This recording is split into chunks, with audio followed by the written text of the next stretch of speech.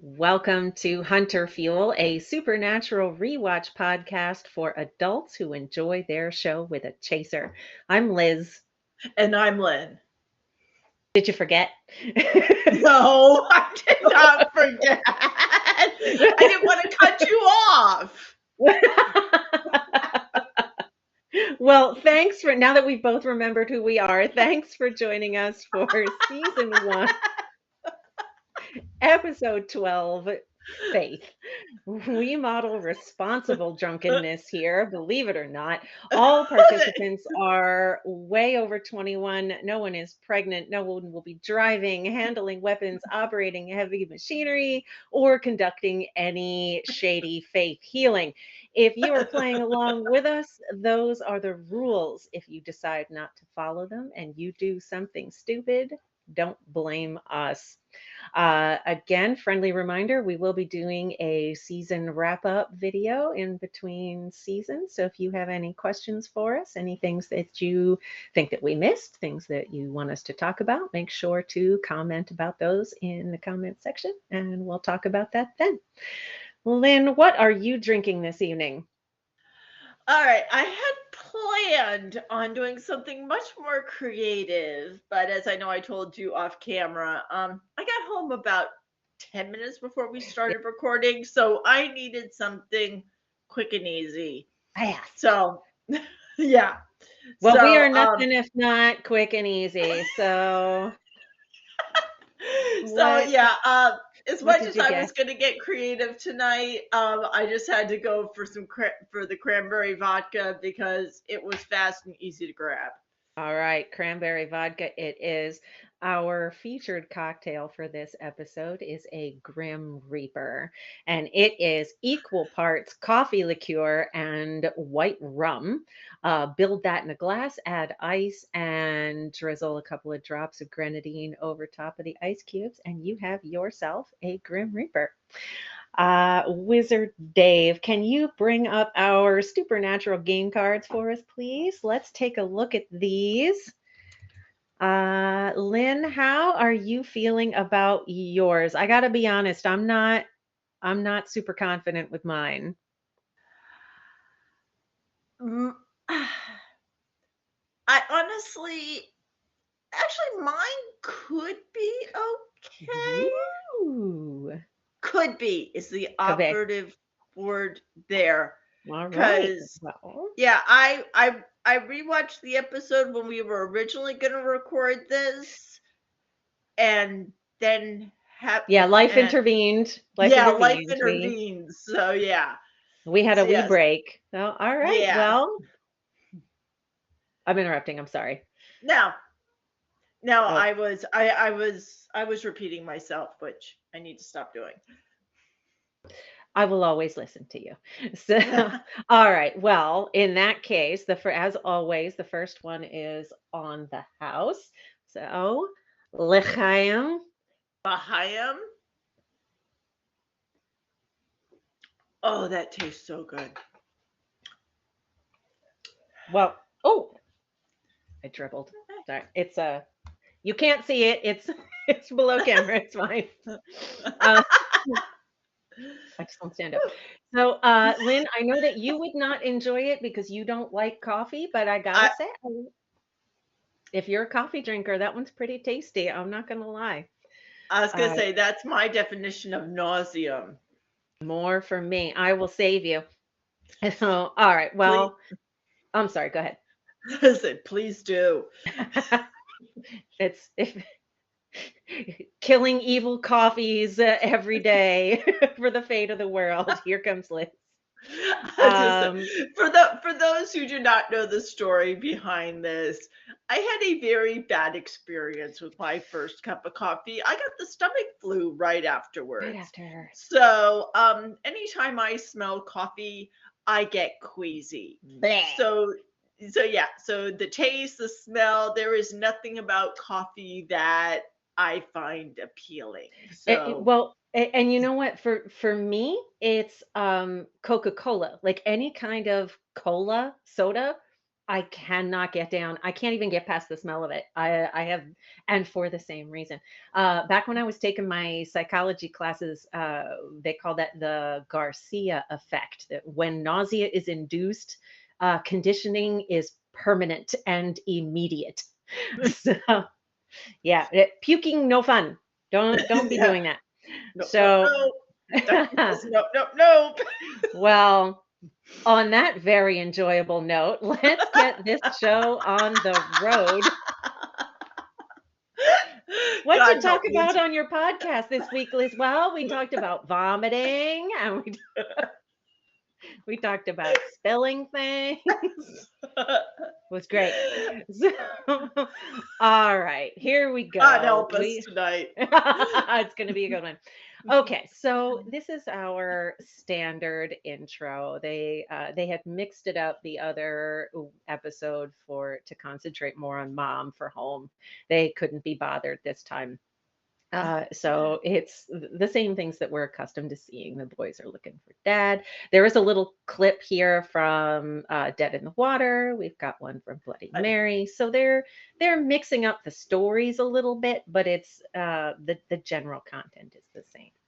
But hey, Um, I still get to see Sam in a suit, so I am not complaining. as long as there's Sam in a suit, you're happy. So what's interesting with this one is we start out kind of in the midst of the action here, that we don't have our typical format where there's the And we cold already have a open. dam. We did we Yeah. I don't know that we care about a dam. We care about son of a bitch. I don't know that we care about a dam. Um but yeah, we would go to the hospital with alcohol poisoning if we cared about dams, I think. But um, but they've dropped us down right in the middle of the action that we don't have the standard cold open with somebody dying horribly. Um, and they're right in the thick of it already. They're chasing something called raw heads, which they don't tell us what those are. We don't have any lore here. And they've got this cabinet they're about to open. They have these souped up tasers. They pop open the door and there's two little kids in there. So whatever these raw hits are, they have abducted two small children. It's a brother and a sister. Um, and Dean has said he wants these raw heads extra crispy, but the tasers only have one shot each. Sam gets pulled down the stairs by the monster. Dean fires off this taser and he misses. So his one shot is gone. He sends Sam out to take the children out of the house. Sam throws his taser to Dean. And so now Dean's got one more shot and he's coming around the corner. This is lit so well. Like it's just Yeah. got the flashlight. Everything else is dark and creepy. And here comes this thing Uh, just out of the darkness. Knocks Dean down. Dean doesn't have any weapons. He finds his taser, he grabs it, and he's sitting in a big puddle of water when he fires off this taser. It hits the raw head, the electricity is going through the water, and it electrocutes Dean. So this hunt is not going well for Dean. yeah. Okay, I am gonna pause this here because now I have a question for you. I would call him dead. Okay. We don't know. Let's let this play. Let's see if he's dead. Pardon me.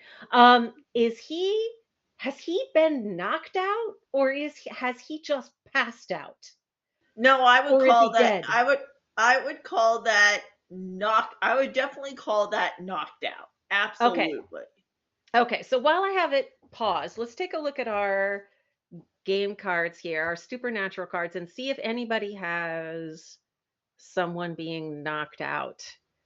I am not seeing Son one. of a bitch. I don't know. We don't have one of those either. So, okay, well, if you're playing along with us, hopefully you have one because we spent a lot of time trying to decide if that counted or not. So hopefully somebody can benefit from it.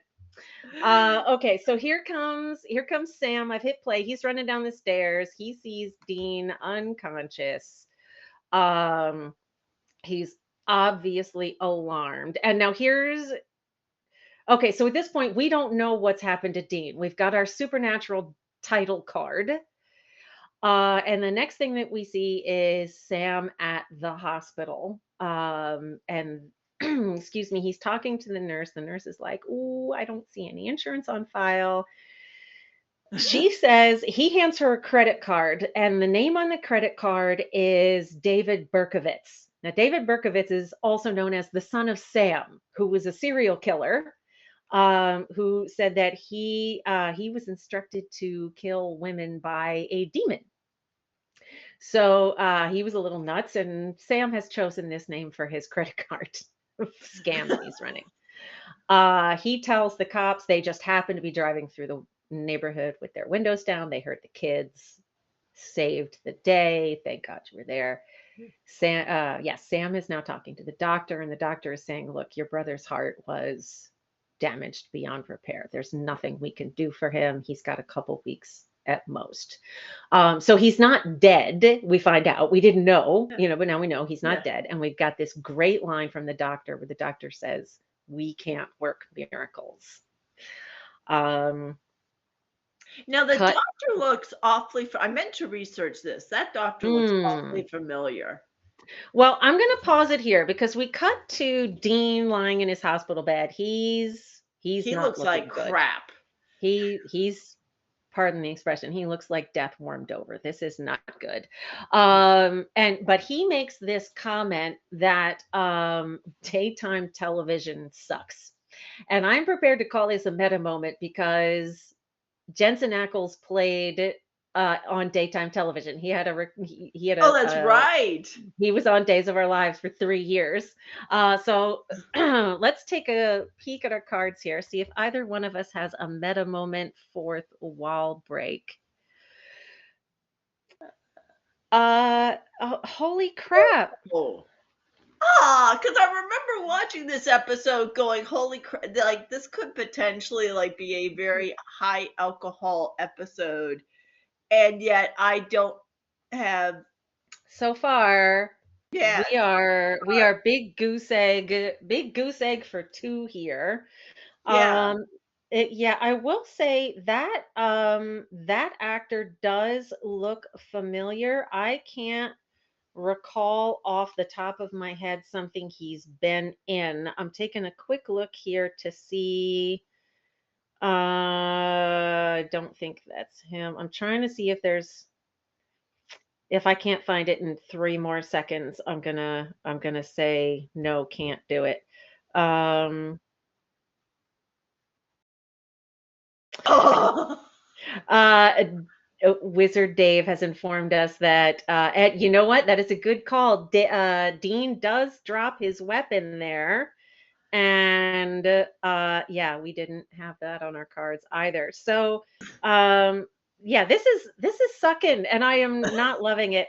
You know what? I Yeah. am not finding something quickly for what that actor has been in. So research that on your own time, folks. And hopefully if you're playing along with us, you're having much better luck than we are with the cards. So, okay, hitting play. We're going to have to start cheating soon. Yes, yes, we Uh, will. You heard me thinking. I was just thinking that. I'm like, damn, I am way too sober. So yeah, we will have to fix that quickly. Okay, so Dean is saying like, okay, looks like you're leaving without me. He's like, this is the end of the road. Take care of my car, And I just want to point out here, like Dean is 27, and his attitude is, hey, it's a dangerous gig. I drew the short straw. This is how it goes. We do have a Sammy, Yeah. which I'm gonna let this play out just for a moment, and then we'll check our cards. I will say that one's a little bit fuzzy, but the subtitles say it's a Sammy, and we're gonna go with the subtitles on this one. Um, Written by Sarah Gamble and Rael Tucker, who previously wrote Dead in the Water. Honestly, they're both amazing storytellers. I'm going to pause this here. Anytime you see. I love that line. You Yeah, can't stop this. And he goes, watch me. watch me. Yeah, like the doctor might not be able to perform miracles, but Sam is not going to let this go. He's going to figure this out. I agree. That is a great line. Okay, so let's take a look here at our cards, see if either one of us has a Sammy. I have a Sammy. Finally, stingy bastards. I Oh, wait a minute. Yes, I do. Woohoo! Wahoo!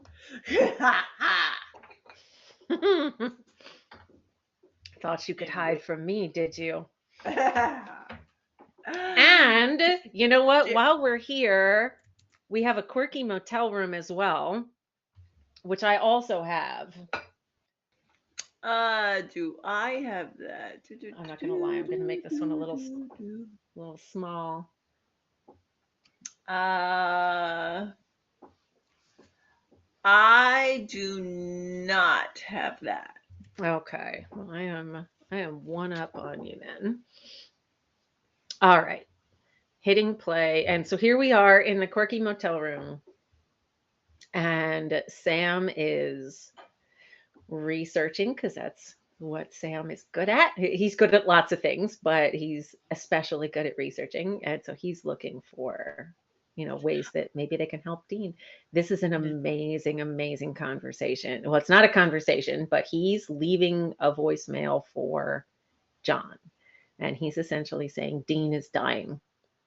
And, the doctors say there's nothing they can do, but don't worry, Dad. We're gonna do whatever it takes. We're gonna get him better.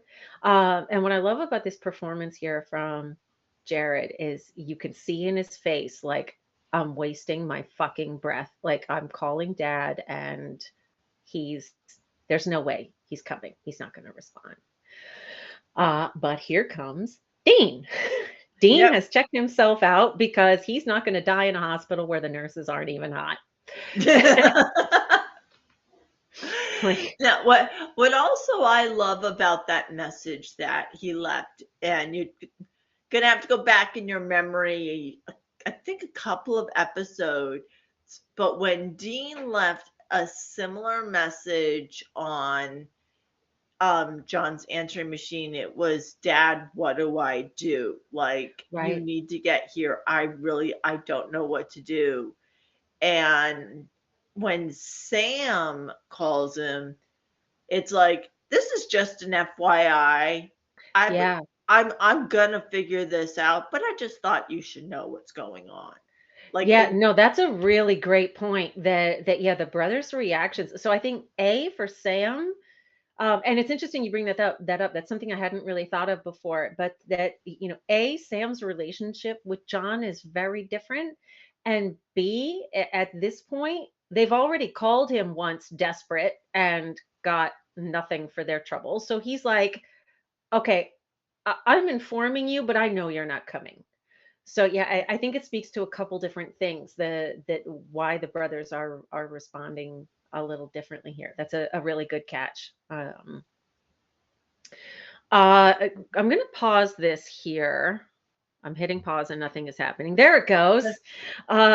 Excuse me. I did want to mention, so when Sam is leaving the voicemail, you hear John's outgoing message. Yep, So all the way back in Phantom Traveler, I had made a comment about the phone number being like a real phone number that back in yep. the day, if you had called it, you would hear jensenackles' voice as Dean. So entertainingly enough, I got that from the official companion volume for the season, and they got it wrong. They had the trivia is right. They had it on the wrong episode. So it should have gone here because this is where you get a real phone number. They didn't have it in back in Phantom Traveler. We also have a dude, and Sam Dude, that's drives the one. That's the word I was going for. It something that wasn't starts with a damn. D. It starts with a D. It's close enough. It's fine. It's fine. Okay, so I have a dude, and we have a Sam drives baby. And So I know I've got a Sam Drives baby, and I have a okay, dude. awesome sauce. So you get two.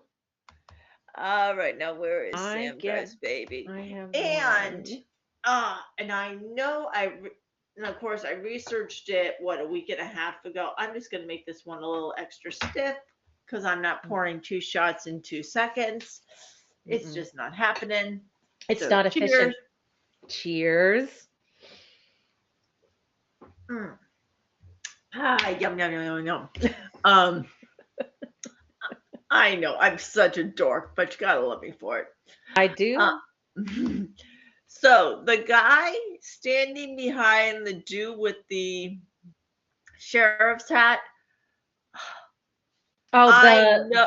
the protester. Yeah, I know. I have seen him in. Oh, I have. He was the pastor on one of my all-time favorite Hallmark movies called the Country Wedding. Ah, I okay. Yes, I know you I would would not not have watched. recognize him from that. Yes, I have watched that movie at least 3 times. Well, I am glad that it brings you joy. So, Hey, so it's got country music and it's got weddings. But so yeah, I it's love it. right up your alley, and I will save you from the coffee, and you can save me from the Hallmark movies because Ex- they are not my jam. yeah, I know What they I are not. which is it's fine. Everybody has their own thing. So what I will say before I hit play is you can already tell as they're walking around. They've gone to this tent revival, and Dean is really not happy that Sam has brought him to a faith healer. He's like, I thought you were going to take me to a doctor. And he's like, I didn't say doctor, I said specialist.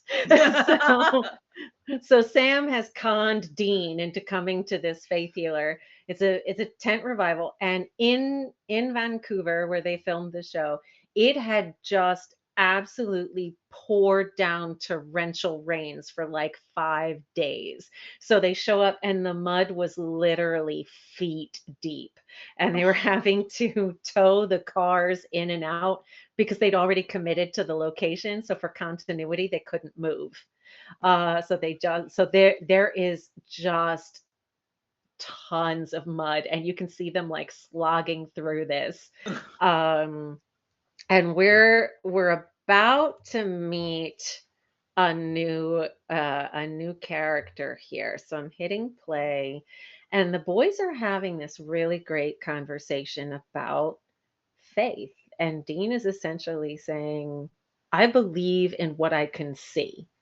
Like the job that we have, if I see it with my own eyes, then it's real, and I believe in that. And Dean is like, or sorry, Sam is like, we see fantastical things every day. How can you see evil? How can you not believe in good too? And Dean has this amazing line, I've seen what evil does to good people. um Meanwhile, I'm gonna pause this again. So this actor is Julie Benz. I am a big fan of Julie Benz. I love her. She is amazingly talented. She plays like deliciously evil and like very sort of sweetly innocent. Like she's got a lot of range, and she's, I think, just stunningly beautiful. I know her from Buffy the Vampire Slayer, Angel, Oh, Defiance. She was in Dexter, she's in Hawaii Five-O. She's been in a ton of stuff. She's really talented, and Dean is checking it her out. checked her out. I was gonna say, indeed, look at that look on his face. He lit up like a Yeah, light bulb. like, oh, never mind the fact that I have a heart condition and I'm dying. I'm not going to let a little thing like my imminent death stop me from hitting on the hot chick.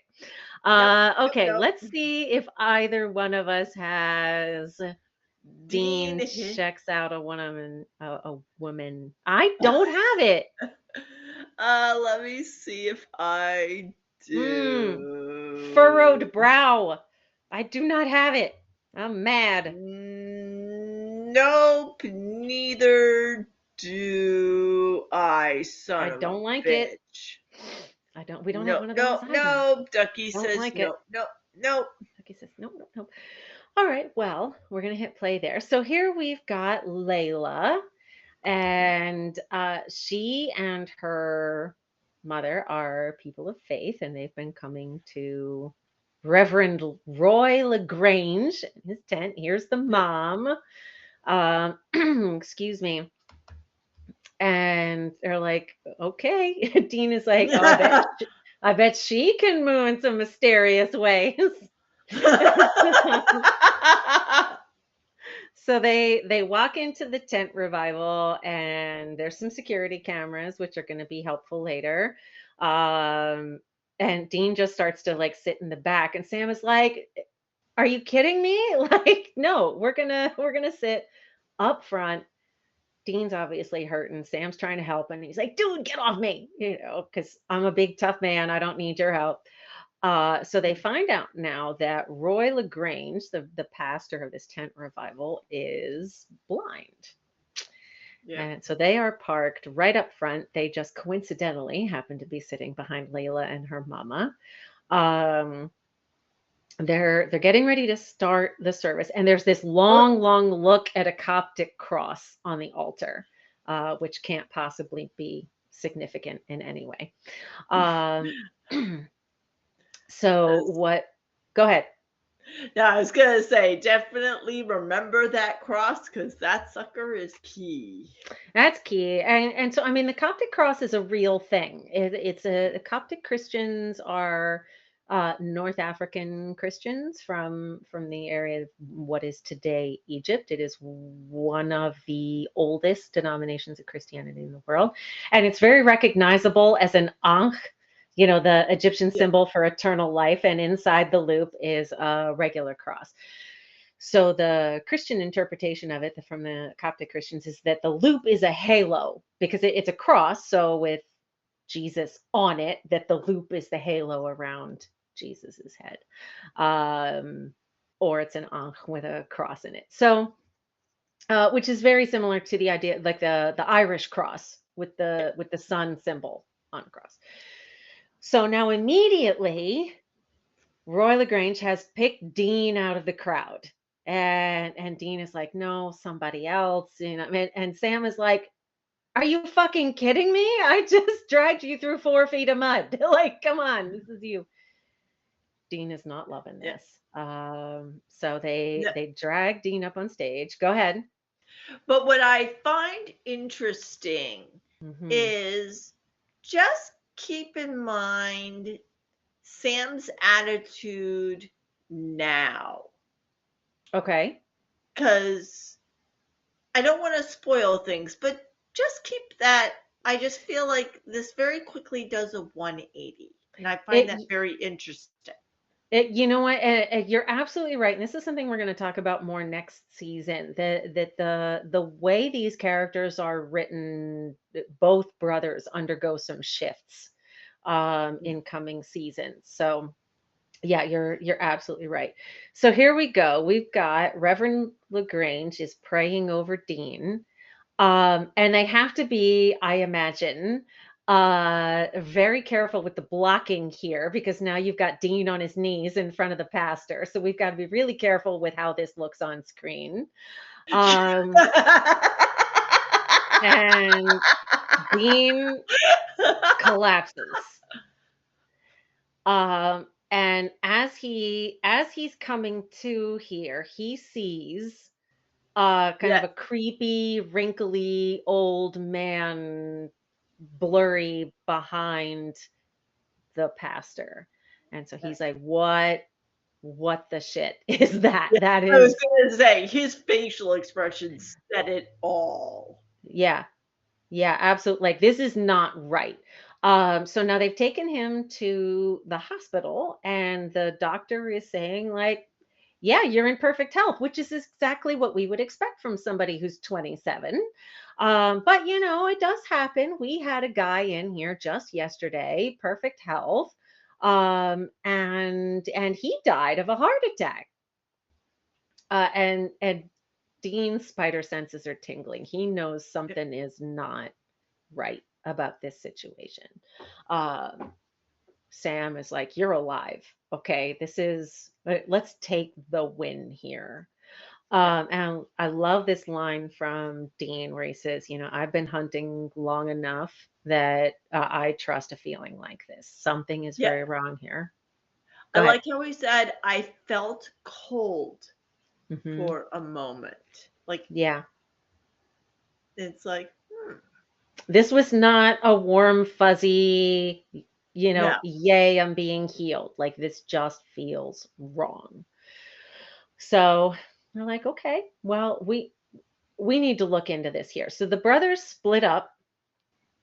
Dean goes to talk to the Pastor Lagrange and his wife. The wife is very insistent. This is a miracle, and ever since this has been happening, our congregation is growing. Isn't it amazing? The pastor starts telling this story. We've got Lagrange here saying he had cancer. That's how he lost his sight. He was dying. There was nothing they could do for him. And he asked his wife to keep praying. And then they got a miracle that the cancer was gone. Now he can't see, he's blind, but he's alive. And so as far as he's concerned, this is a miracle, and God has given him the ability to heal people. Um, and yeah, yeah, and here's where the wife is like, yeah, our flock just swelled overnight. Dean is not buying this. And I love this nope, question from him. He's like, why me? What was it about me? And Roy says, the I don't decide who gets healed and who doesn't. It's the Lord. The Lord decides. And whomever God tells me to heal, I heal.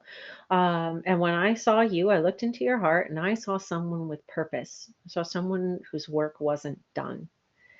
And I I, love that. I it love is that. great. It is great. I can't say much about this here, but this is something that's going to come up many seasons from now. So keep this moment in mind too, that something interesting is happening here. Meanwhile, Sam has gone to talk to.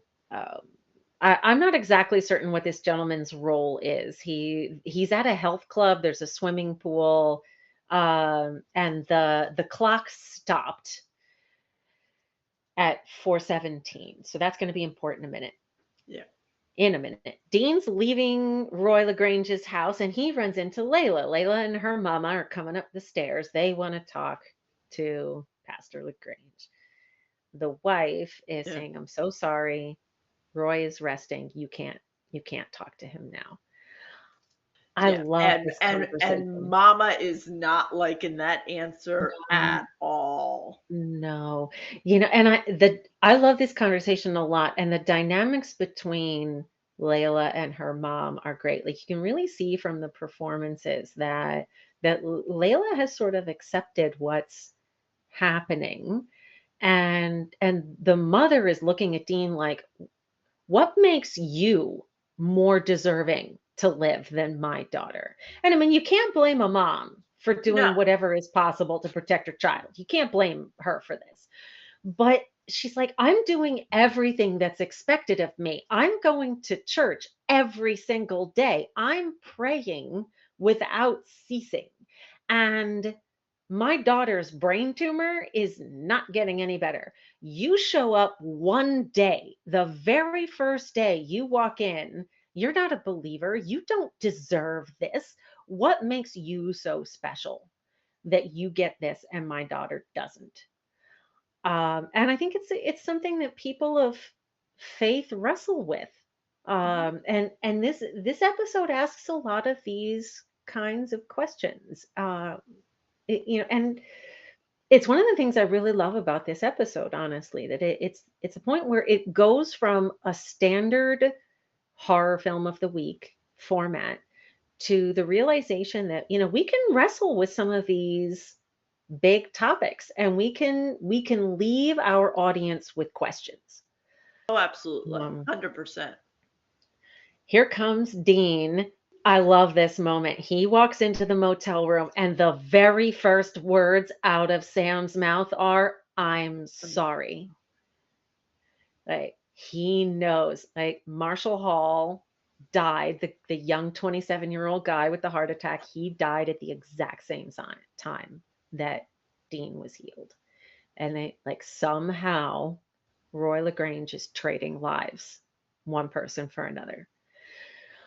And again, this is something that we're going to see more in the coming episodes. That this is what makes the Winchesters heroes. That they do not trade lives.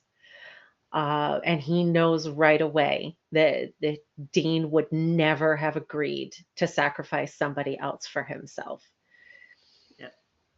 Yeah, no, Now, that's where I find it like when I said like suddenly his and I didn't think about it until you just said that. Like you made me suddenly do a 180 mhm. on my opinion on that. All right, I'm going to Was pause this here. Go ahead. To tell me what you used to think and what's changed your mind. I used to think that he was kind of like, okay, now that he's healed, like now we suddenly can't play God. But it Like was it was okay to play God while Dean was sick, but now that Dean's well, we shouldn't be messing with this. Is that what you mean? yeah, like for like it's like, well, while my brother is dying, that's one thing. We can Now that bend I've the got him rules. healed, now that now that he's healed, well, now we really shouldn't be doing this. And then as Mm, soon as you just said what you said, it's like that's where I was like that the flip suddenly happened mhm, mhm. of realizing that no, he realized that Dean would never have gone. Not that he really went away, not that he really didn't willingly go. I'm trying to think of the word that I'm trying to find. He didn't Yeah. really go. He he never really wanted to do it in the first place, but he was definitely getting shoved. Sam definitely dragged him along, and he's kind of humoring his brother. Yeah, but I think if Sam had known all of the information, he wouldn't have put Dean in that position. Correct. Yeah, absolutely. If they had known that this was some kind of, you know, dark magic, if they had known they were going to sacrifice an innocent life for their own, I agree with you. Sam would not have done it. But they didn't know. They thought, oh, he's just some kind of really great faith healer. This is awesome. This is just what we need. We need a miracle. The doctors can't perform a miracle, so we're going to get one. Um, what you can't hear, if you listen to this on a streaming service, there's this really fantastic music cue. It's one of my favorite music cues of the whole series. Is Sam and Dean are trying to figure out how is Lagrange doing this, and we're cutting back and forth between the brothers kind of talking about the facts of the case, what do they know about what's happening, and scenes of another one of these healings. And then there's a lady jogging in the park, and we're hopping around between these three scenes. And as they're trying to piece it together, you start to hear this very distinctive guitar solo, and the music builds and it builds, and just as Dean pieces it together, you hear this really very clear Blue Oyster Cult "Don't Fear the Reaper" come through, and it's perfect, and it makes me so sad that anybody listening to this on or watching it on Netflix doesn't get this moment, because I've hit play, by the way. Yeah, Excuse me. And we see the jogger. She's starting to gasp for air. She sees the creepy old wrinkly man. yeah.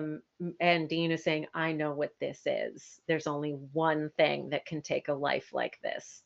It's a Reaper. And then you hear this Blue Oyster Cult, Don't Fear the Reaper kick in, and it's fantastic. Um, the jogger is trying to run away. The Reaper kind of magically appears in front of her, and we see the Reaper killing her, killing the Yeah. jogger. at the same time that Lagrange is healing a man with an oxygen tank.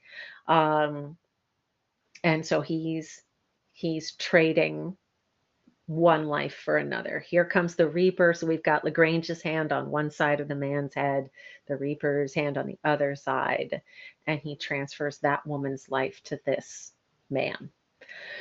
And now he's healed, and everyone in the tent thinks this is a miracle. That this guy is going to live now, because of course they only see this end of the Yeah. transaction. They don't see the other person who's dying.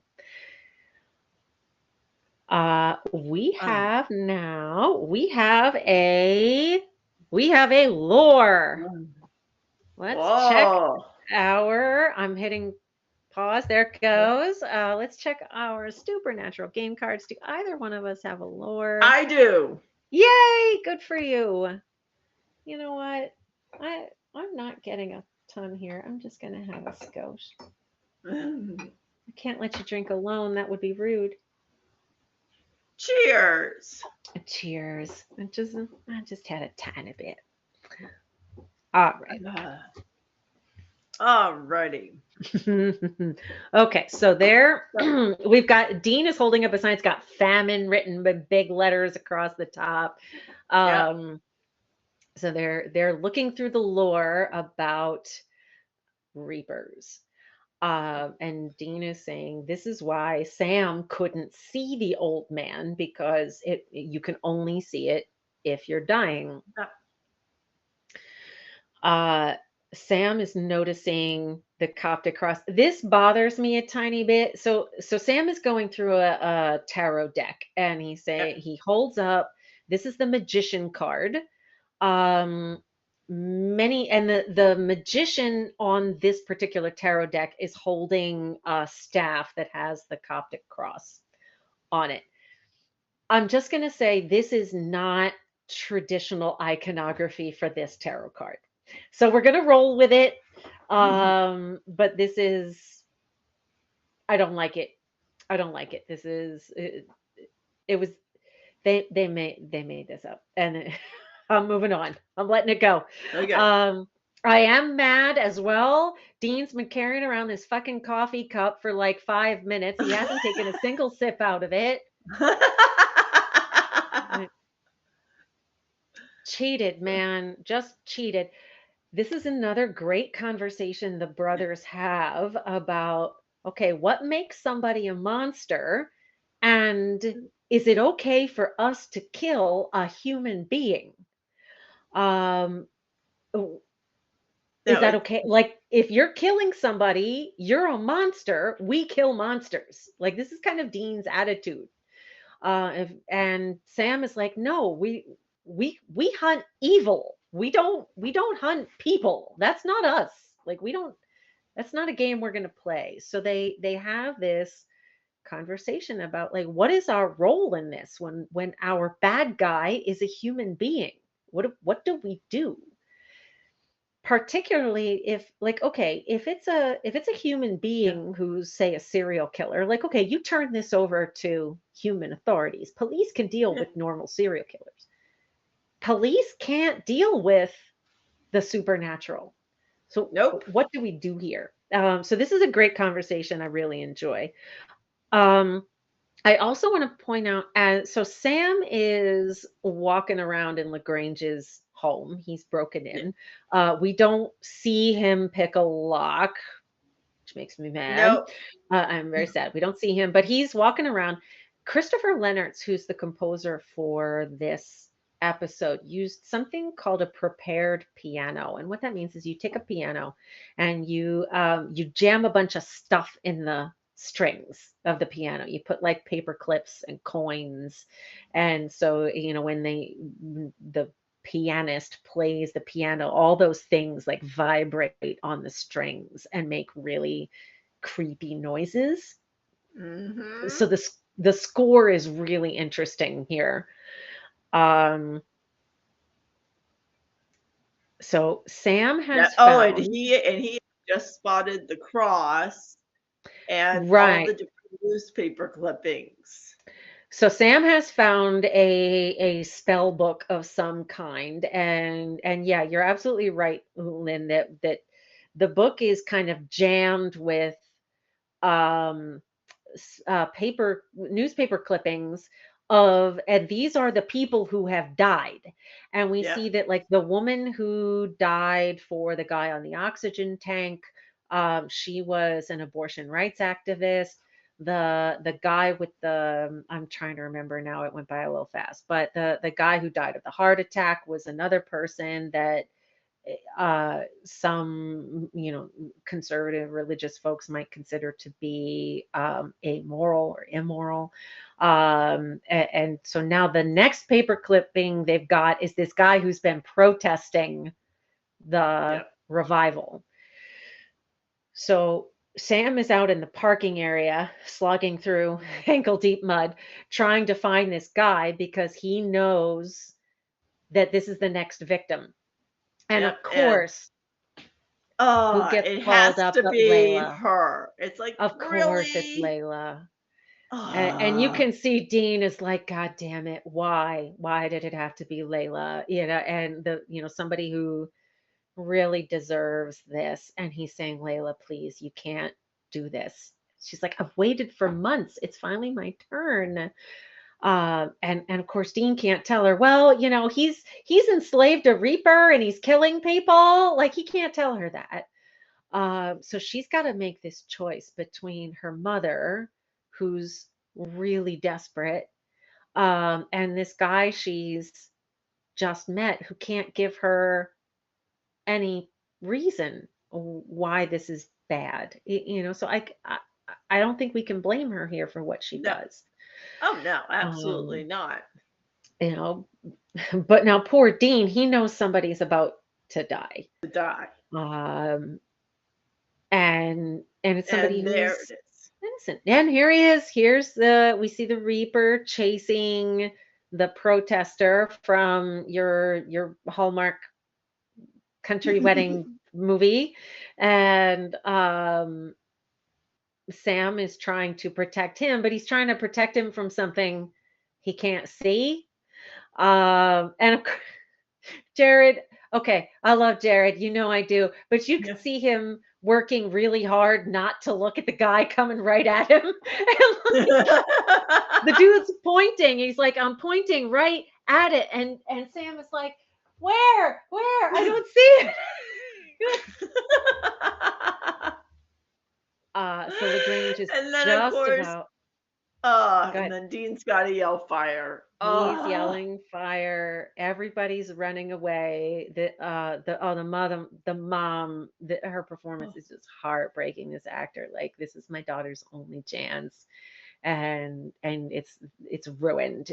So she's desperately trying to get her daughter healed, but it's not Lagrange, and the Reaper's still coming.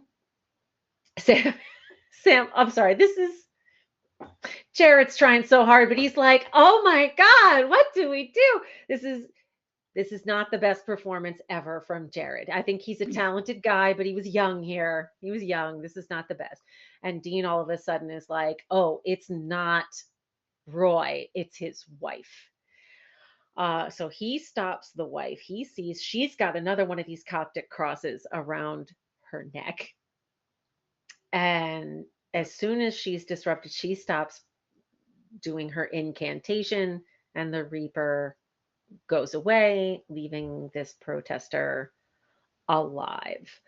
Um, she calls for help, like, help me, this strange man. And the two police immediately come, and here's, a helpless woman being assaulted by a 6 foot tall guy. And so they Yep. drag Dean out. Which, Uh, I mean, you can't, even though she's completely in the wrong, I mean, you can't blame the guys. they know what they see. They see a pastor's wife, and she's being assaulted by a 20 something stranger. Like, yeah, I don't blame them. And she's like, "Oh, the Lord will deal with you." But you can see from her expression, like, yeah, the Lord's not the problem. She is. Yeah. Um, so they're like, "Okay, time for you to leave town." Um, we've got this great confrontation between Dean and Layla, and you can see he feels terrible about this. Um, and and he's like, "It's not fair. It's not. It's just not fair." But Roy is not the answer. Um, and I think I like Layla's character a lot. I think, okay, she's disappointed, but like, it, there's a lot of genuineness to her. Like Yes. she's not like, "You ruined this for me." She's like, "Okay, I hope all the best to you, but I got to walk away here." Like I think, again, I think Julie Benz plays this just perfectly. Yeah. And Um, then I just you can see just the desperateness in the mom's eyes, which mhm, mhm, I just I love the performance by the mom as yeah. much as at times you want to smack the mother. It's You can't question her motivation, you no, know. no, but uh It's tough, yeah. yeah, Which again is, I think, one of the great things about this episode, that there's no easy answers here. no, It's not wrapped up with a neat little bow. Um, there so never normally is.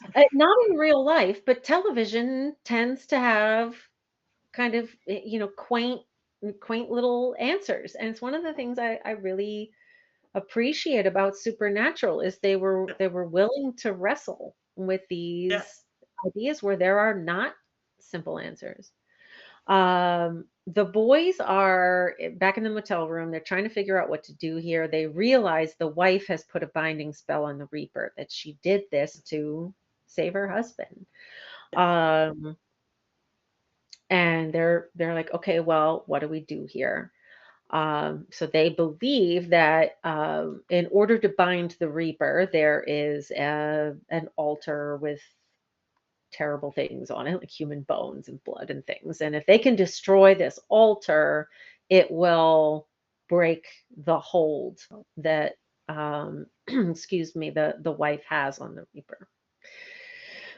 Meanwhile, Roy has promised Layla and her mother a private meeting, to like, no disruptions, we're going to do this. And Dean is like, "If we stop the Reaper now, we stop the wife now, Layla dies. She's got months."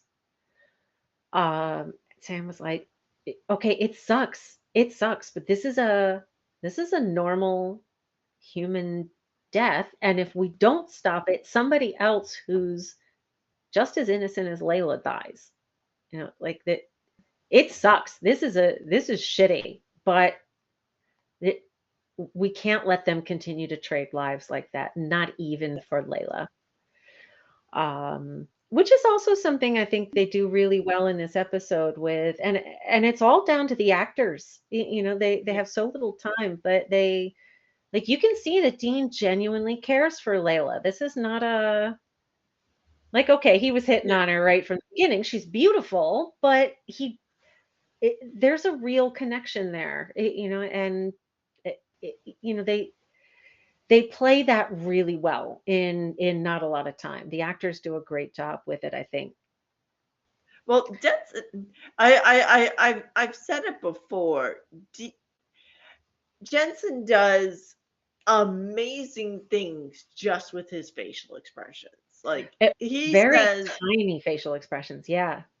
yeah, but like he can say amazing. He does his eyes in a certain way, and what would some people take an entire monologue. Yeah, He can say it with a facial expression. It's you like, oh, can. what? It's And a like, okay, tiny one. Yeah. yeah, yeah. It's Yeah, like, you're absolutely right. I think he's incredibly talented. So here we are. Dean has led the two police officers through. I'm sorry, I'm giggling over there's a big Canadian maple leaf on the front of this trailer here. So he's hiding from the police. He's trying to he's creating a distraction essentially to Yes. give Sam time to break into the house. There's a root cellar under the house that's not creepy in the tiniest. No, no, Um, not at all. And what's Not very creepy. interesting is look whose picture is on the next thing. Yeah. Yeah, and It's it's Dean, and this is a Yep, photo that's been pulled off of the security camera that was pointed out at the beginning. And she's got this, what I'm going to assume is blood. She's got an X drawn across Dean's face, and her attitude is, "I gave him life. I can take it away." The wife catches him and she locks Sam in the basement. I love this little monologue from her, and the way the light is like this little yeah, sliver of light on her face. And she's like, "Your brother is evil. He's wicked. He deserves to die. God has chosen me. This is God's will." It's like, bitch, this is not God's will. This is your will. Um, yeah. and so Sam is trying to find his way out of this root cellar that the wife has locked him in. They're getting ready to pray over Layla, and we've got And an the electronics flicker Yeah. here. Yep. I know I am pausing this at a key moment here. Oh, yes, with that wonderful image, I will happily go to my card. Yeah. So, yeah. Let's see if we have an electronics flicker. I have one. I have one. Nope, Let's see here. I do not. Mhm. All me, all me. Mhm. I would say, Oh, the if I would say sticky. if someone had picked a lock, I Yeah, but had no. no, no one Nope. did that.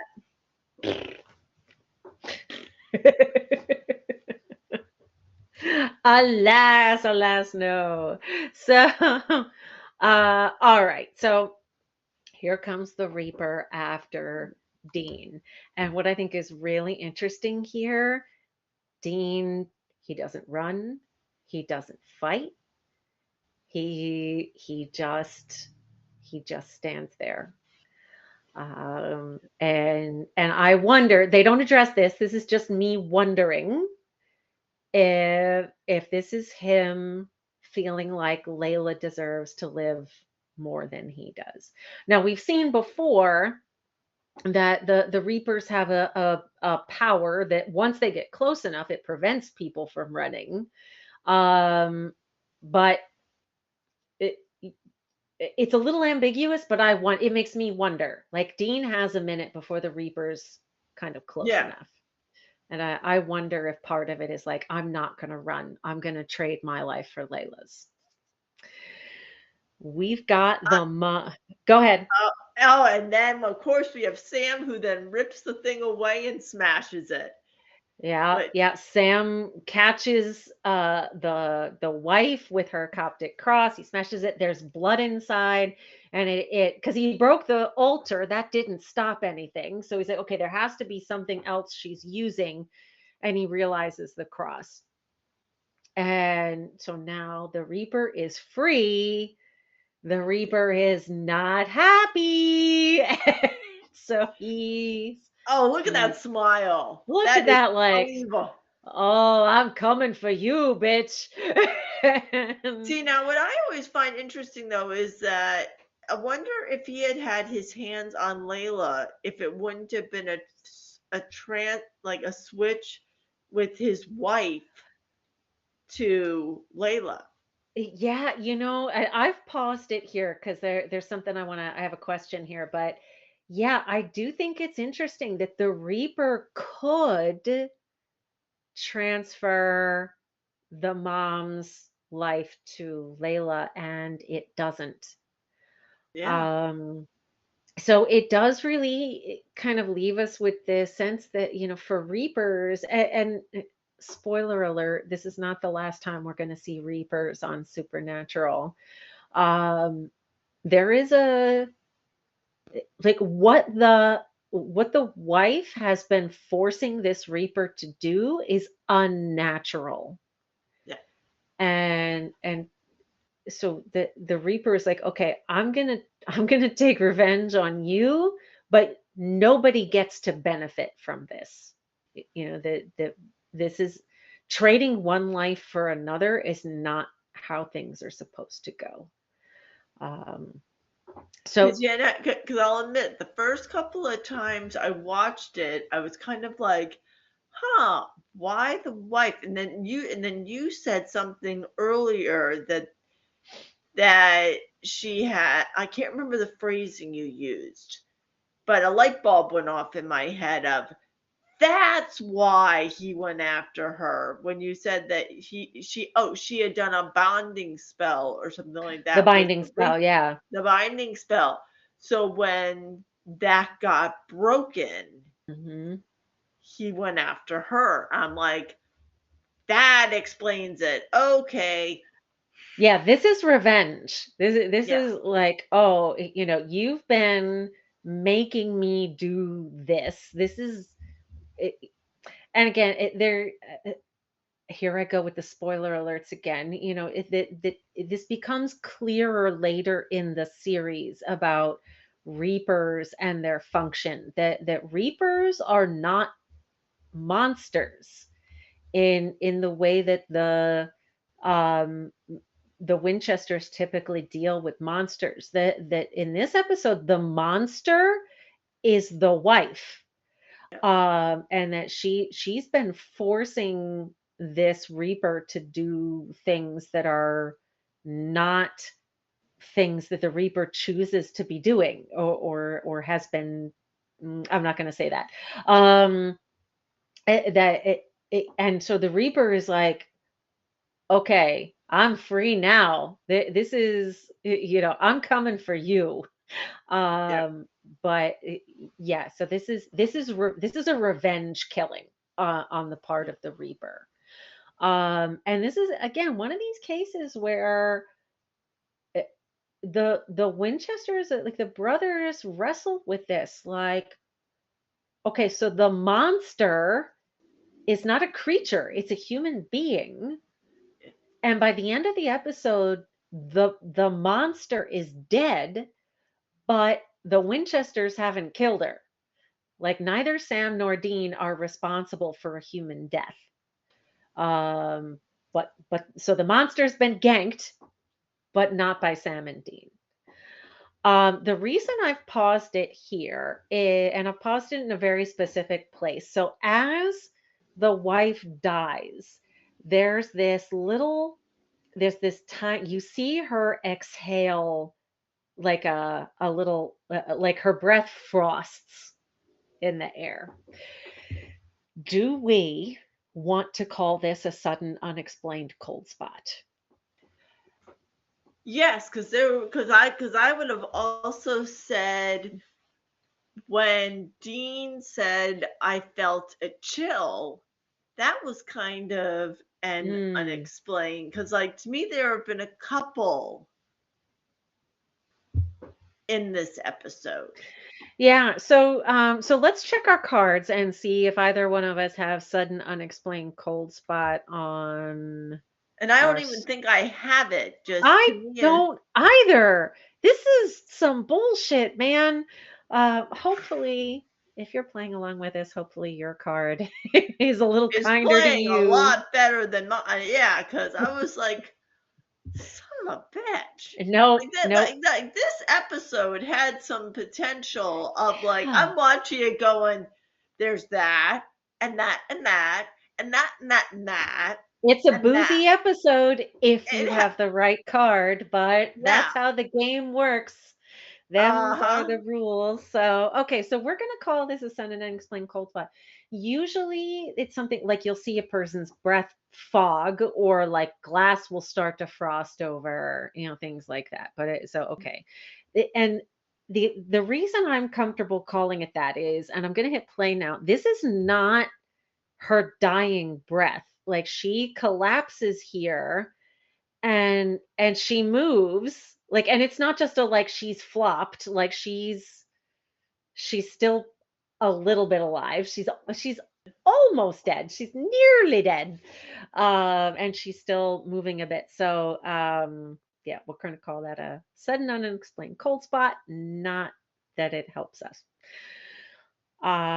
Okay, so all gone. Monster has gone. Monster is dead. The Reaper the monster was binding has gone away. And the boys are like, okay, job well done. Um, they are back at the motel. They're packing up. Dean's clearly really struggling with this. Yeah. And you can see this little smile on Sam's face. He's up to something.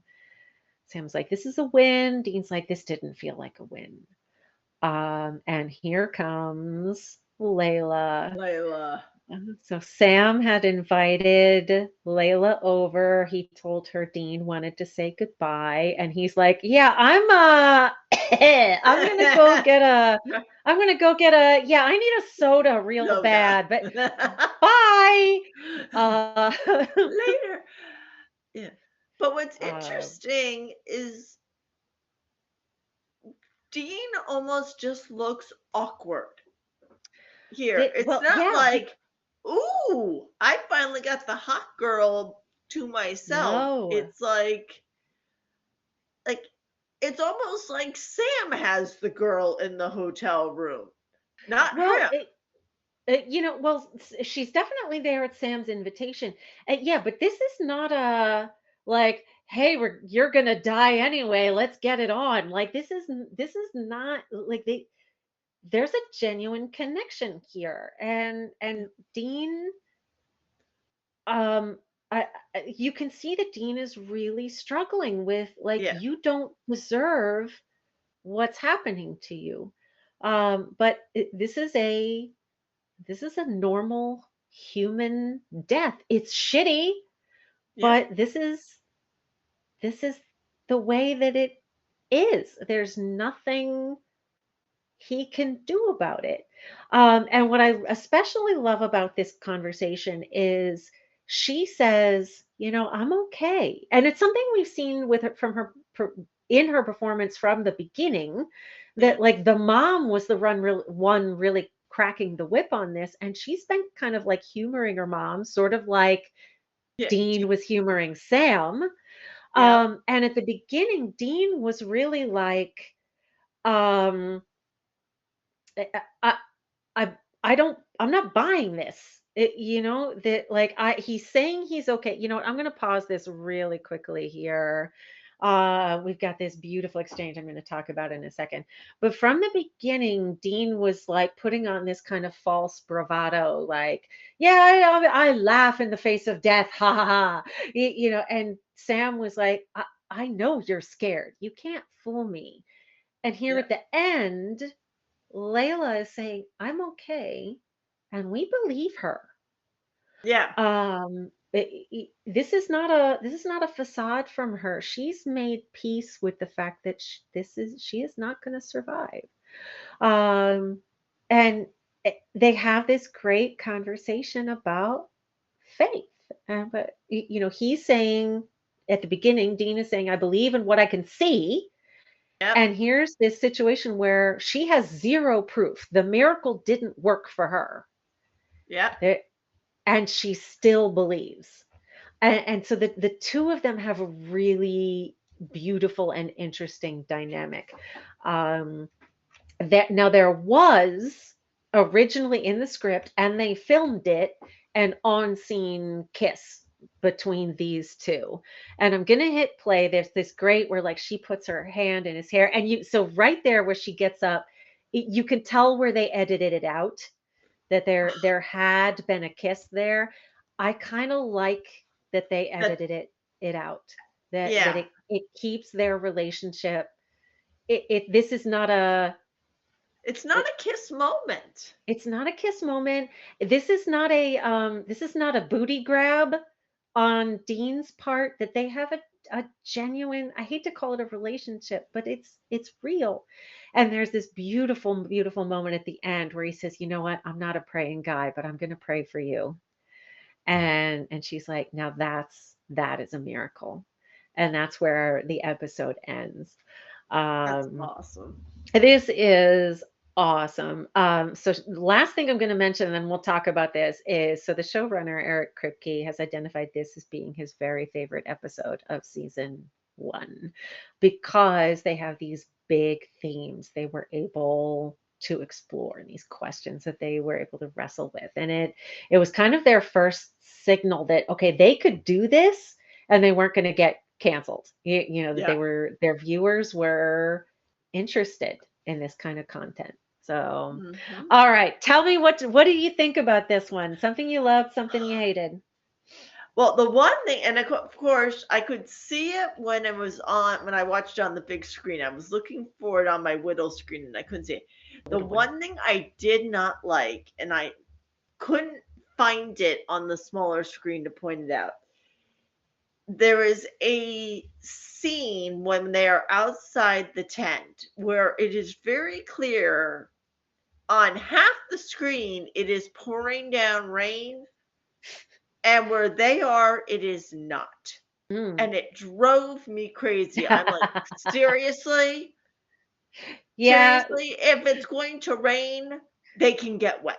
it's gonna rain. Well, I mean, it was. I understand where you're coming from, and I'm gonna yes and you that remember Kripke would not allow them to have umbrellas because They, they're they they don't have to have an umbrella. Just let them get freaking wet. let it get wet. And you know, I understand where you're coming from. However, I can. Okay, I am not an actor. I have never been to drama school. However, I would not want to stand in the pouring rain. Like what is just a couple of seconds of screen time is hours and hours and hours and this was night shoots. So I see where you're coming from. It is a little weird that it's like torrential downpours on either side of them, and they're clearly under some kind of a tarp. I can't blame them for doing it. I really can't. Like if I were an actor in a night shoot in Vancouver, I would want to be under a tarp too. Yeah, now I figure you want to play the tough guy, get freaking wet. Well, okay, this reminds me of when Daniel Craig was doing the promotional shoots for James Bond and he was wearing a life preserver. And people were like, James Bond, and like, okay, Daniel Craig is not in fact James Bond. Like Yeah, he's an exactly. actor, you know, and there are tons of things that like you'll see close-ups of Jared and Jensen's hands. They've had manicures, they've had the insides of their noses waxed, they're like they've had their teeth whitened. They're doing all kinds of things because they're actors. They're not, in fact, monster hunters. So I see where you're coming from. I can't disagree with you. I think there are things about the situation that it doesn't bother me because I understand these are dudes doing a job. Um, so how about something you loved? Oh my God. Just Too one thing. many. This I was a love, good one, right? yeah. Yes. I love the, you don't see the emotional side of Dean very often. And I love seeing that. Yeah, That for once, this was not your standard. I mean, don't get me wrong, he gets electrocuted in the beginning with the he standard does. monster, but it turns into, it's such a meaty episode Sweetie. that Mm, it me almost too. just, it's like there's so much that you could say. So much. Yeah. Yeah, this is something again, it's one of the reasons I really love scripts from Rael Tucker and Sarah Gamble, that they are amazing storytellers and they pack a ton into not a lot of space. Yeah, I agree with you. For me, and we talked about this, but again, this whole idea that the Winchesters do not trade lives, that they'll sacrifice themselves for others. They're never going to ask somebody else to sacrifice themselves for Sam or Dean. And so between Scarecrow and Faith, we've now got two episodes in a row where human beings are trading lives, Yep. and deciding who lives and who dies. And this is something I think is kind of thematic of this first season, is what makes something a monster, because not every supernatural creature is a monster, and sometimes human beings are doing monstrous things. And what do Sam and Dean do in those circumstances? So I really love that. Of the many, many things I love about that episode, that's the one I'm going to mention. For something I hated, and again, this is one of those things I understand. It's a TV show. They have to do it this way. It drives me crazy that they walk into this packed tent revival where a guy is in front of people's eyes performing miracles, and 30 seconds before the service starts, there's two chairs in the second row right up front. Like there's no way. And then he's sitting there for 90 seconds, and very first time he walks in the door and the Grange goes, you there in the front row, come on up. So I get it. I know why they have to do it that way, but it just it's a little contrived, and it bugs me. But again, this is one of those episodes where, like, if that's the only thing I can Yeah. find to point to, like, this is a great one. Yeah. Yeah, it This is is. really It great. really is. And I last thing I'm gonna say is it's something I appreciate about this, that um the from what I understand, and there's another, they've never said that I've come across which episode it was. It could be this one. There's another one a little later on. It could also be. But the San yeah, let me try that again. Jared and Jensen have said at conventions that there was a script where they read it through and it had very religious overtones, and they were both really uncomfortable with doing it. And it's like in 327 episodes, it's like the only time they ever called the writers and said, we're a little uncomfortable with this one. Like, we trust you. You've always taken good care of us. You've always done right by us, but we don't want to be a mouthpiece for somebody else's religious views. And there are a lot of different people who are fans of this show. We don't want to alienate anybody. I think it was this episode. There's one other candidate it could have been as well. Um, and so personally, I think they tread a pretty good line on it. Like, clearly Yeah. that's a cross, they're Christians, but it's not they're not espousing a particular religion or a particular point of view. No. And I No. thought they handled it really well. Yeah. I say it's very generic. It's generic, yeah, I would agree. I mean, now if somebody's a practicing Muslim, or if they're Jewish, this is clearly not that No. kind of religious environment, but it's No. fairly generic. And Yeah. they're not ramming any kind of particular religion down people's throats. That No. it's just Roy LaGrange is a Christian. Yeah. But that doesn't mean anybody else has to be. So I thought they I handled say it I very don't well. even think Jesus is named the entire episode, if I No, remember correctly. no, he says the Lord. He says the Yeah. Lord. But all right, that is our episode. Thank you so much for joining us. That is last call. Let's take a look at our game cards here. Yeah, not terribly great. The most I have is two in a row. Yep. Me Um, too. I have 5 in total. Likewise, so we have tied in last place. Go us. Go us. Um, that's how it rolls. Them's the Yep, rules. So yep. thank you so much for coming along with us for the ride. If you like what we're doing here, please be sure to tell your friends. Please also like our videos, comment, subscribe, and all of those things help other people to find us as well. Make sure, if you run into members of the SPN family in the wild, make sure that you tell them about our podcast. And we love hearing from our SPN family. So please always feel free to send us an email at hunterfuelpodcast@gmail.com. You can follow us on Facebook and Instagram at Hunter Fuel Podcast. In our next episode, we will be watching season 1, episode 13, Route 666, when Sam Oh and yeah. Dean accidentally find themselves at a monster truck rally. Until then, be safe, everybody. Bye bye. Bye bye.